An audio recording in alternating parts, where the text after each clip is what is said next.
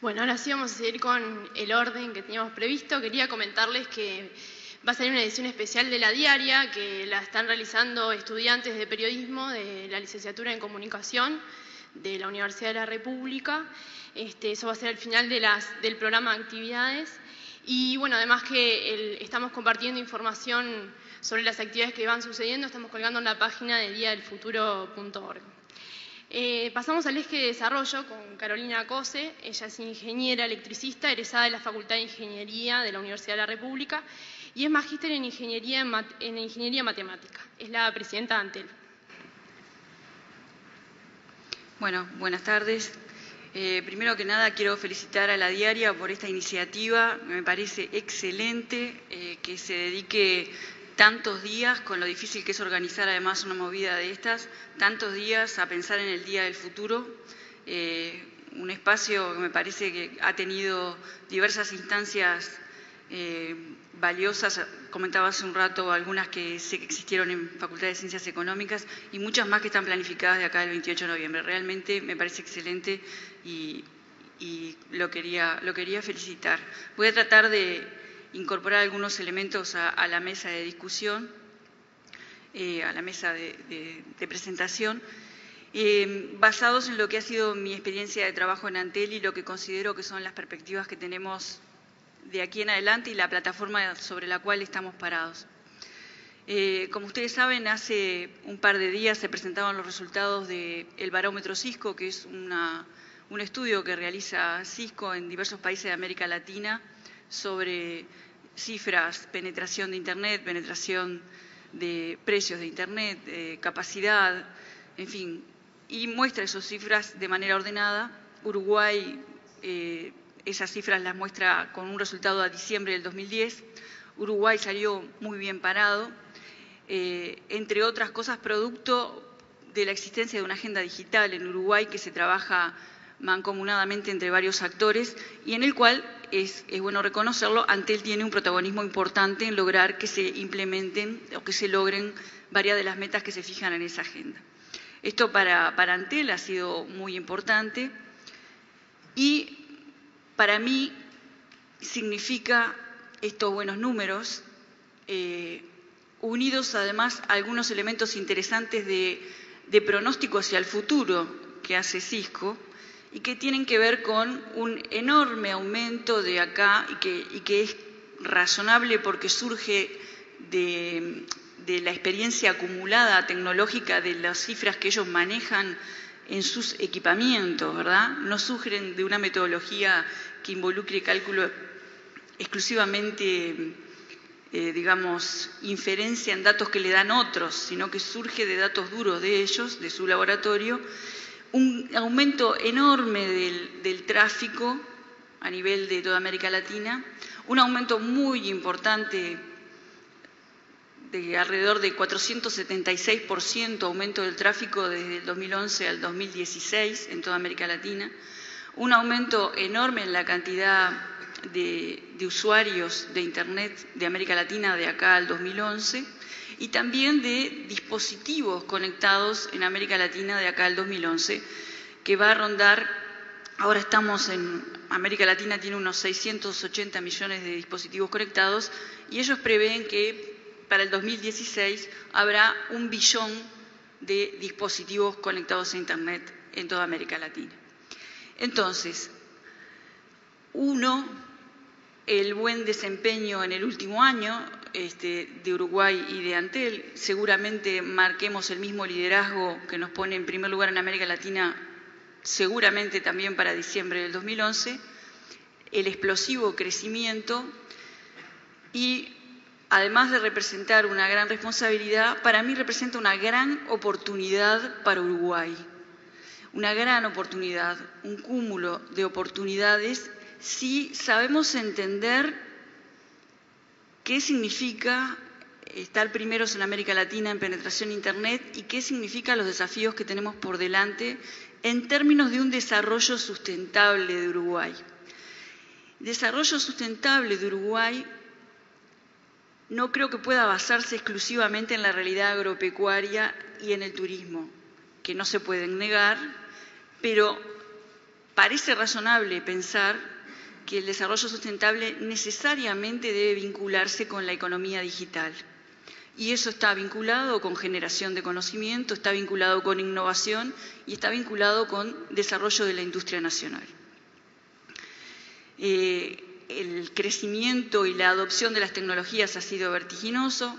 Yo comentaba ayer con un grupo de gente que hace unos días estuve en un congreso de ciudades digitales en Bilbao y Antel invitó a varios intendentes y el de Rocha, en el medio de un congreso de ciudades digitales que hablaba de supertecnología para las ciudades, me contaba que en los años 70, cuando él trabajaba en el campo, en Rocha, tenían una camioneta especialmente destinada a enviar la pieza que se rompía de la máquina al lugar más cercano, que demoraba como 1 hora, y que cuando volvía con la pieza reparada ya se había roto otra y que obviamente no habían podido avisarle, y entonces vuelta y todo el día en eso. Uno ni se imagina una situación así ahora porque tenemos la comunicación incorporada a nuestras vidas y ven que con un ejemplo cotidiano del trabajo es como imposible negar la influencia de la comunicación en los mecanismos productivos.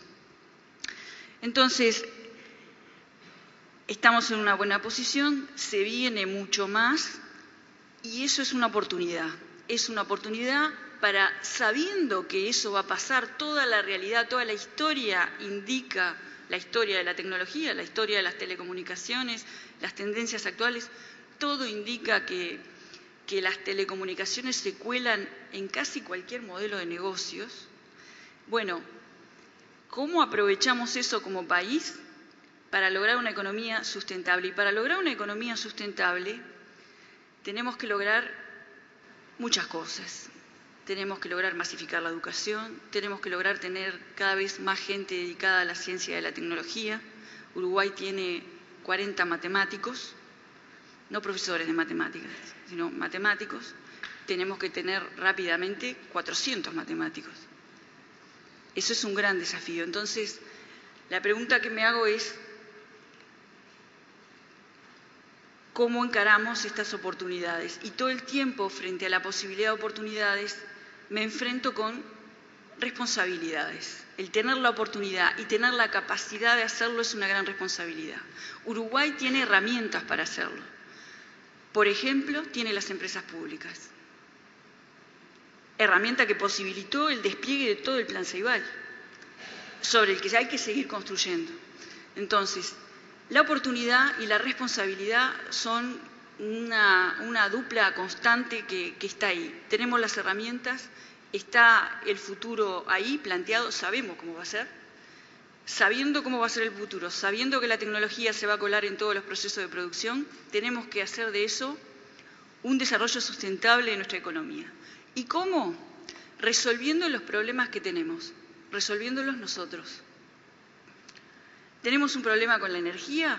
Tenemos un problema de sustentabilidad en el tema de la energía. Bueno, desarrollemos lo que se llama redes inteligentes. ¿Qué es? Es un sistema con telecomunicaciones que incluye a los usuarios de energía en el proceso de administración de la energía y que va a incidir en la matriz energética de nuestro país, incluso va a incidir en los costos de la energía. Recién lo estamos empezando a hablar con la UTE, pero ahí quiero transmitirles cómo frente a un problemón del país, lo que considero que debe ser nuestra reacción, y tenemos las herramientas para hacerlo, es vamos a preguntarnos si no podemos solucionarlo acá. Porque solucionándolo acá, además del resultado concreto que vamos a obtener, que es muy bueno, en el proceso de la solución vamos a generar industria nacional, más educación, vamos a demandar educación concreta en cosas concretas y vamos a construir, eso es construir la sociedad del conocimiento. Eso por un lado, y por otro lado también reconocer que para lograr esa masificación de la ciencia que Maggio lo definía como un fenómeno de masas, y es un fenómeno de masas, tenemos que lograr una sociedad con menos distancia. Los temas de inclusión tienen que estar en nuestra agenda de todos los días. Yo quiero leer una cosita, no se asusten que no voy a demorar mucho. Hace unos días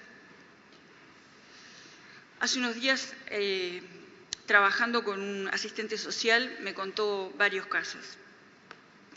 Yo quiero, por supuesto, tomé nota de uno de los casos para acordarme. Hay varios más que recuerdo, pero quise ser precisa con uno en particular. Una muchacha de 22 años vive con sus padres, 4 hermanos, la abuela, el sobrino, el padre feriante, la madre cuida a un niño, la abuela es pensionista. Los hermanos, que son 4, todos estudian. El mayor además vende empanadas para hacer unos pesos.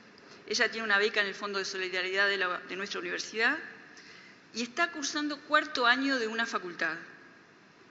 El barrio es un asentamiento.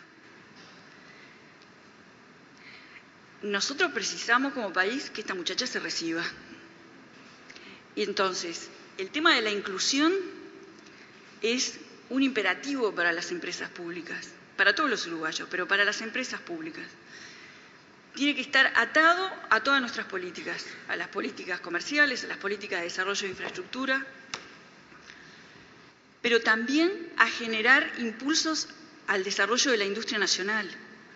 Porque nosotros, Antel como empresa pública, como empresa de tecnología, como cualquier empresa que se desarrolle en cualquier rubro, necesita a su alrededor cada vez más recursos humanos formados en el rubro en el que trabaja.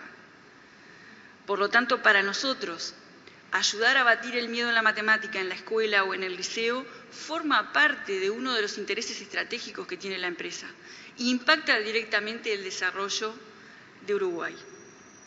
También tenemos que tener en la agenda de elaboración, me parece que es algo sobre lo que va a haber que elaborar en algún momento también, quizás el año que viene, en el próximo Día del Futuro sea un buen momento, es otro tema que me parece que como empresa pública nosotros tenemos que considerar con cuidado. No hay elaboración alrededor de esto que voy a comentar, pero nosotros somos una empresa, Antel es una empresa que vive del uso, ¿verdad? Del uso de servicios de telecomunicaciones. Como muy bien comentaba Nicolás, y en tus comentarios yo recordaba, las primeras empresas de telecomunicaciones en el mundo regalaban los teléfonos cuando empezaban justamente para lograr esa red. Entonces vivimos del uso de servicios y necesitamos ser una empresa eficiente, rentable, para poder ser la herramienta que Uruguay necesita para el desarrollo sustentable, atado a la inclusión social. Pero también no podemos olvidar nunca que somos una empresa pública y que tenemos también un compromiso con la identidad cultural y con algunos valores muy profundos. En particular, tendríamos que ser cuidadosos en todos los mensajes que damos, no los mensajes publicitarios, todos los mensajes que damos como empresa al accionar con el tema del consumismo, ¿verdad que sí? Yo no sé cómo se hace, pero ese es un tema que en algún momento va a haber que elaborar, porque la tecnología y las telecomunicaciones tienen un desarrollo vertiginoso y hay que seguir, no nos podemos dormir. Y hay que encontrar oportunidades de concretar en soluciones concretas para el Uruguay toda esta capacidad. Pero también hay que elaborar algo alrededor de eso. No sé qué es, pero hay que tenerlo en cuenta, creo que tenemos que trabajarlo. Internet, además de ser Internet para las personas, es imparable, es Internet de las cosas, por eso hablamos de dispositivos conectados. Por eso hablo de soluciones concretas para resolver problemas que van más allá de hablarse por teléfono o bajar una foto, como puse el tema de Smart Grids. Hay muchos otros problemas que tenemos en la ciudad o en las ciudades que me parece que tenemos que verlo como con la visión fresca de un niño cuando se nos enseñaba el método científico en el liceo, que nos decían tienen que tener la visión fresca y desprejuiciada de un niño. Así tenemos que ver los problemas que tenemos por delante para resolver en la ciudad, que van desde sincronización de semáforos hasta la instalación de una red de sensores que nos indiquen cosas. Creo que esos problemas pueden ser, si lo hacemos juntos, la base para ir generando a través de proyectos concretos desarrollo y cambios culturales, sin decir que estamos haciendo cambios culturales. Muchas gracias.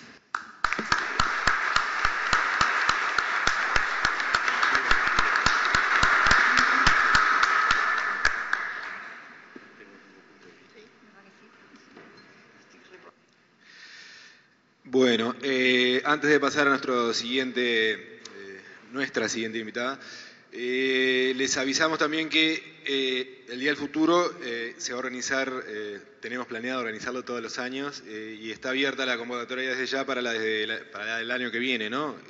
A personas, instituciones, en fin. Nuestra siguiente invitada es Carmen Beramendi, está un poco en el marco del área política y Estado. Desde el Estado, Carmen dirigió el Instituto Nacional de Mujeres, antes fue diputada y trabajó en diversas ONG con el tema de género como centro, ¿no? Bueno, muchas gracias. Primero decirles que el título de la convocatoria puede, y me parece que procura disparar múltiples cosas, y bueno, y me parece un acierto pensar esta idea del mañana en un día. También, bueno, tratar de alguna manera nos remite a una reflexión sobre la temporalidad y bueno, y la temporalidad que está presente seguramente en la vida de cada uno de los que estamos acá, en la medida en que todos somos o tenemos pretensiones de ser mujeres y hombres de este tiempo. Y tenemos además una pretensión de ser, esto que a mí me gusta tanto que dice Kovalov, de ser contemporáneos.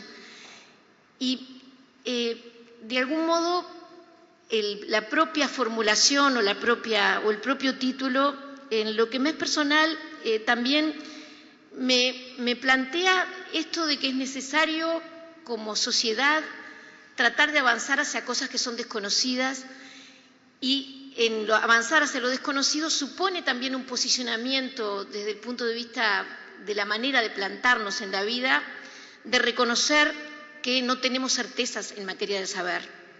Por lo menos yo lo siento así. O sea, no instalarlos en una certeza de un saber único, sino plantear que los saberes y los conocimientos son múltiples, son de diversas perspectivas, están directamente vinculados también a dónde vivimos, dónde nacimos, la ubicación geográfica, y están atravesados los saberes, el conocimiento, por múltiples dimensiones.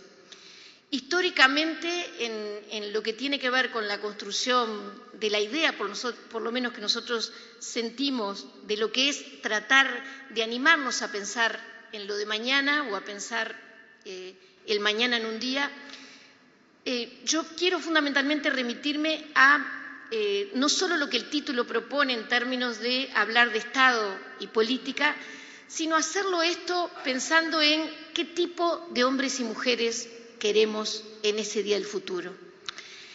¿Qué idea concebimos de cómo deben ser los hombres y las mujeres de este nuevo tiempo al que alentamos con la innovación, al que alentamos con el pensamiento tecnológico, al que alentamos con las empresas públicas, al que alentamos en la construcción de esta nueva cultura? A mí me gusta mucho una definición de cultura que la escuché una vez en un debate, que era esta definición de que cultura es vivir en una comunidad con sentido. Y entonces quiero pensar un Estado que contribuya a que la sociedad recupere sentido. Quiero pensar un Estado que se coloque en la interfase entre la sociedad, el Estado, y pensarlo cuando pienso en el Estado como el responsable principal de las políticas públicas, pensar un Estado que construya las políticas públicas, reconociendo la construcción de las políticas públicas, que es un actor relevante, que sin Estado no hay política pública, pero que tiene un rol central en cómo articula la construcción desde lo público estatal y cómo articula eso con la vida de la sociedad. Y entonces, la pregunta que me formulo de inmediato es ¿qué Estado para qué igualdad? No es una pregunta mía, es una pregunta que ha recorrido América Latina, que ha recorrido y que tiene un consenso de los países de la región, donde se ha intentado recolocar el sentido impugnador de la palabra igualdad, que yo creo que lo tenemos que recuperar. Y siento que el Estado y la política tienen que recuperar el sentido de la palabra igualdad, que muchas veces incluso lo usamos de manera confusa. Entiendo que lo confundimos cuando hablamos de equidad. Pienso que la equidad posibilita la igualdad pero que la igualdad tiene un sentido tremendamente impugnador de las relaciones sociales y que tenemos que recuperar ese sentido impugnador que, a mi juicio, esta formulación de qué Estado para qué igualdad, que fue la última conferencia que en América Latina recorrió el debate del papel del Estado desde la perspectiva que yo estoy trabajando, que es la perspectiva de cómo el Estado también reconoce que tiene un rol central en articular Estado, sociedad, reconocer la multiplicidad de voces en la sociedad y que tiene un rol central también en la construcción de una sociedad más inclusiva y que dentro de la inclusión hay dimensiones que en nuestra tradición de construcción de la inclusión han estado ausentes. Y yo creo que una de estas dimensiones ha sido el reconocer que cuando trabajamos desde el Estado para una sociedad más inclusiva, debemos reconocer que políticas públicas se generan también desde espacios diversos donde la sociedad se expresa y como colectivo incide en la transformación de las agendas. Y yo creo que en el Uruguay ha habido un ensanche de las agendas desde la sociedad y una difícil dificultad de que ese ensanche de las agendas desde la sociedad se haya expresado de la misma manera en las acciones que el Estado, de alguna manera, desde su responsabilidad central en la construcción de la política pública, ha asumido como tal. Cuando me imagino el país del mañana y me imagino el día de mañana, pienso que pensar en un Estado que efectivamente trabaje en un sentido de reconocer que para que su rol sea efectivo, tiene que promover una idea de eficiencia distinta a la que se propone muchas veces y con la que estoy preocupada, y lo quiero decir expresamente. Estoy preocupada con un discurso de la eficiencia en relación al Estado que creo que tiene y que, preocupada en un sentido, yo diría, como decimos muchas veces cuando discutimos, para arriba, no lo estoy planteando para atrás, para arriba, para adelante, en el sentido, debemos tratar de ser más eficaces en resolver dilemas que tenemos tremendamente importantes como sociedad. Y uno de estos dilemas importantes es cómo achicamos la distancia entre lo que definimos como problemas públicos importantes y la vida cotidiana. Y en esta relación entre esto que definimos como público y cómo modifica esto público la vida cotidiana, creo que se juega un corazón muy importante de la idea de desarrollo que yo tengo, de la idea de futuro que tengo, en cómo se acorta esta distancia, cómo de alguna manera lo que sucede en lo público me interpela también en términos de mi vida privada y esa brecha entre lo público y lo privado se acorta en un sentido transformador, donde tengamos seres humanos, hombres y mujeres, más iguales en términos no solo de oportunidades, sino también en términos de resultados. Estamos muy preocupados por los resultados en otras áreas del Estado, pero escasamente preocupados porque los resultados también se expresen en que tenemos un Estado más igualitario entre hombres y mujeres. Tenemos un rezago muy importante en la sociedad uruguaya en este tema. Sé que hay un panel donde va a abordar específicamente lo de la política y la paridad en la política o cómo se imagina. Yo diría, si estoy en ese panel, me imagino una sociedad donde hombres y mujeres tengan voz en igualdad de condiciones.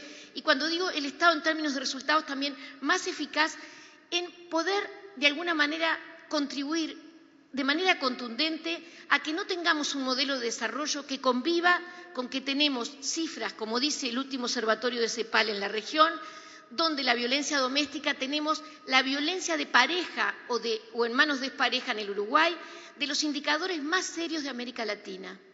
Y sin embargo tenemos este maravilloso país que se presenta con un potencial enorme al mundo y tiene de las cifras de representación de mujeres muertas en manos de sus parejas y exparejas más altas de la región. Algo nos pasa con este modelo de desarrollo.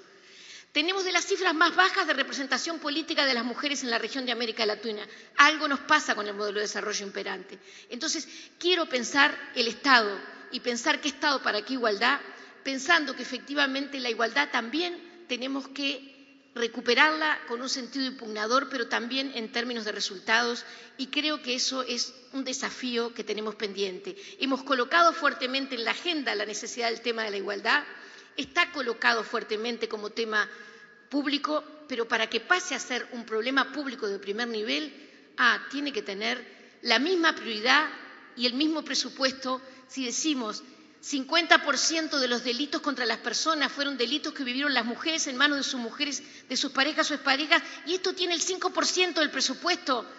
Estamos del presupuesto que se dedica a combatir los delitos. Estamos con un problema en términos de cómo conceptualizamos el desarrollo. Entonces, creo que debemos recolocar, resignificar esto de una manera distinta.